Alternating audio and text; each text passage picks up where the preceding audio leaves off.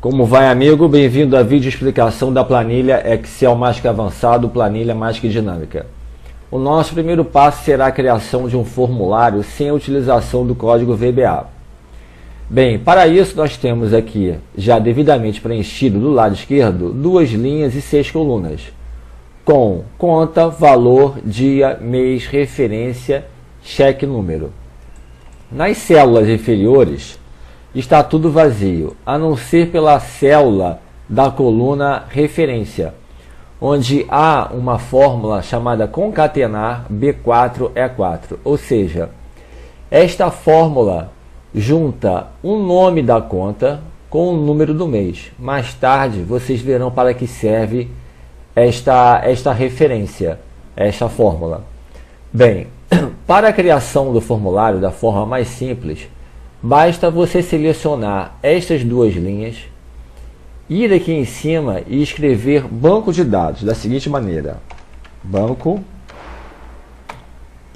de dados. Enter. Muito bem. Agora você irá clicar neste ícone aqui em cima chamado formulário, que um formulário se abrirá para você. Está aqui. Conta, valor, dia, mês, referência não tem espaço porque há uma fórmula aqui, e cheque, número. Ok? Então vamos preencher aqui nossa primeira transação financeira, tá? Que vai ser sobre o carro. Foi uma despesa com carro, valor de R$100. Foi no dia 12 do mês 1, tá? E o cheque foi o cheque 001. Vou dar Enter. Já apareceu lá em cima. Tá vendo? Vamos inserir um outro valor. Carro, valor R$120. Dia 13, mês 2, foi o cheque 002. Enter. Observe que o formulário vai acrescentando os dados que você preencheu nas linhas inferiores, tá ok? Colocando na ordem que você selecionou aqui em cima. Essa é a forma mais fácil de você criar um formulário. Vamos fechá-lo aqui então. Agora, há um seguinte: você pode acionar a abertura desse formulário através de um botão, não deste botão aqui em cima, criando uma simples macro. Vamos criar essa macro então. Vai se chamar macro formulário. Macro, gravar macro, formulário. Fechei, a macro está gravando, clico no botão e o formulário se abriu. Agora eu vou fechar o formulário e vou encerrar a macro. Parar a gravação. E neste botão formulário eu vou atribuir a macro formulário. Agora qual deles que é? Esse aqui. Formulário se abriu. Tá vendo? Simples. Você criou uma macro bem simples com um efeito bem interessante e com uma ferramenta muito boa, que é esse formulário aqui. Esse formulário aqui permite você excluir valores, localizar anterior, localizar próximo, criar um critério de busca e fechar.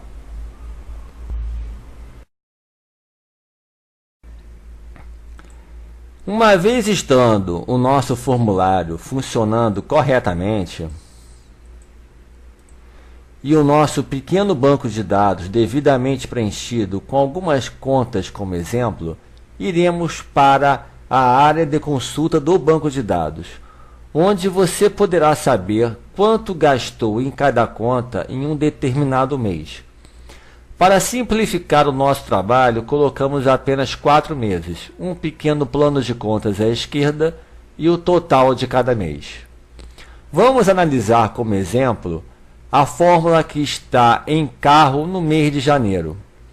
Esta conta nada mais irá somar os valores da coluna C, de C4 a C5000, que possuem carro 1 na coluna F, de F4 a F5000. Ou seja, esta fórmula irá procurar o valor carro 1 nesta coluna e irá somar os valores referentes na coluna C, esta coluna.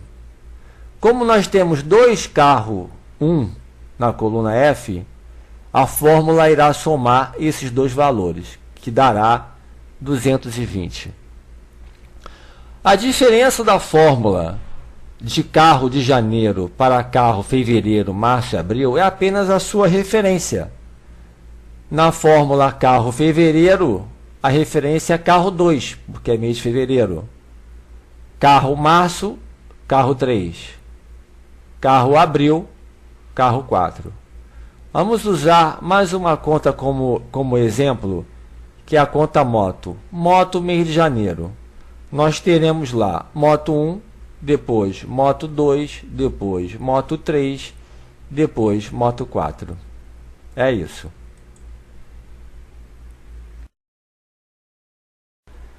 Vamos agora proteger nossas fórmulas na área de consulta do banco de dados de usuários descuidados. Basta então selecionar toda a área, clicar em validação de dados e na aba configurações colocar número inteiro igual a e colocar um número que seja muito improvável de alguém digitar, como este, por exemplo. Na aba mensagem de entrada, colocar o título atenção e a mensagem não entre aqui.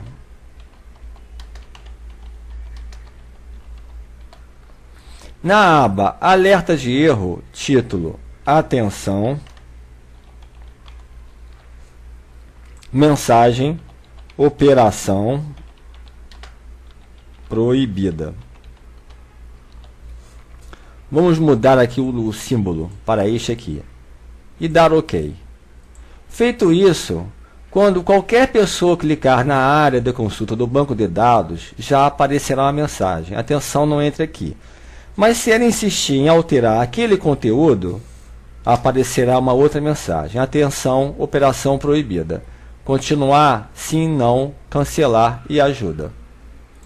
Desta forma, nós protegemos as nossas fórmulas da nossa planilha.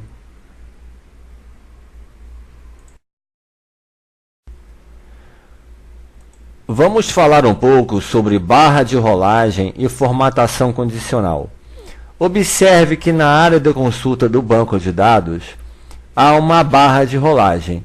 E observe que à medida que ela é acionada, a formatação das células também se altera. Ora, como fiz isso? Simples, eu cliquei na barra de rolagem com o botão direito, fui em formatar controle. Na aba controle, eu coloquei valor mínimo 1, valor máximo 16. 16 porque eu tenho 16 contas, são 16 linhas. E na opção vínculo da célula, coloquei J3, como está aqui. Dei OK. Observe agora também que quando eu mexo na barra de rolagem, o valor dentro de J3 se altera. Na conta 2, ela assume o número 2. Na conta 3, ela assume o número 3. E assim por diante. Esta célula é fundamental para o funcionamento da formatação condicional e para o resto da planilha. Observe agora como eu irei utilizar este valor para alterar a formatação de uma célula. Vamos utilizar esta como exemplo. Vou em formatação condicional, nova regra, vou escolher usar uma fórmula para determinar quais células devem ser formatadas e vou colocar a seguinte fórmula: J3 igual a 2. Vou escolher uma formatação para essa condição, que será esta. OK, OK. Observe que, sempre que J3 assumir o valor 2, esta célula assumirá esta formatação. Sempre que J3 não for igual a 2, essa formatação irá sumir. Vamos ver. Está lá. Esse recurso, esse mecanismo foi utilizado dentro de toda a área de consulta do banco de dados, fazendo esse efeito que vocês estão vendo aqui agora.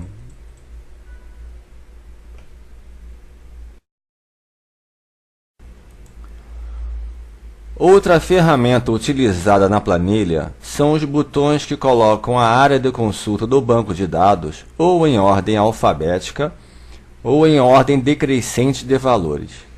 Ordem alfabética do plano de contas, que é a coluna 2, ou em ordem decrescente, do maior para o menor, que é a coluna total. Ora, como foi feito isso? Simples. Eu coloquei 2 botões de opções e dei nomes a eles. E depois atribuí macros a elas. Vou reproduzir a macro da ordem alfabética. Vamos iniciar a gravação da macro. Macro, gravar macro. Vou chamá-la de alfabética 2. Ok. A macro agora está sendo gravada. Vou selecionar toda a área que eu quero que seja classificada e vou no botão classificar. Vou escolher a coluna que irá comandar a classificação, que é a coluna 2, porque é a macro da ordem alfabética. E vou escolher aqui a ordem de A a Z. Vou dar OK. Pronto, foi classificado. Agora eu vou desabilitar a área de consulta do banco de dados e encerrar a gravação. Macro, parar a gravação. E vou atribuir a macro alfabética 2 a este botão. Atribuir macro alfabética 2. Está lá. Vamos ver se funciona. Ordem decrescente. Ordem alfabética. Decrescente. Alfabética. É isso.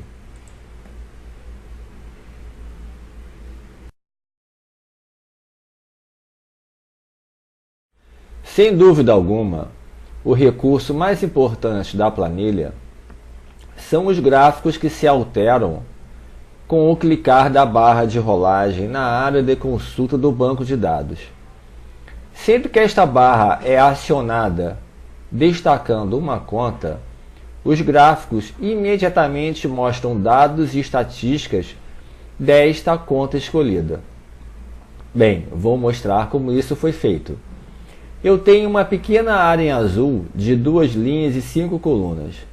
Na linha superior eu tenho os meses do ano. E na linha inferior eu tenho fórmulas como esta aqui.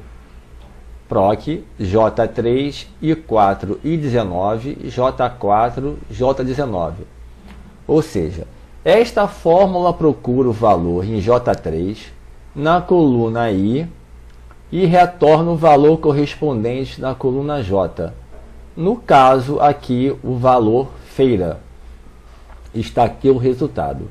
Nas fórmulas adjacentes, a única modificação é que, ao invés de retornar feira, no mês de janeiro retorna o valor 56, fevereiro 967 e assim por diante. É desta pequena área em azul que o gráfico pega as suas informações. Então, sempre que os números, os valores desta pequena área se alteram, o gráfico também irá se alterar. O mesmo foi feito para o gráfico na cor café com leite. Então, se eu mexo na barra de rolagem, ela altera o valor de J3, que altera os dados nas duas áreas coloridas, que alteram, por sua vez, os dados dos gráficos. E temos aqui uma reação em cadeia. E como resultado, temos esse aqui.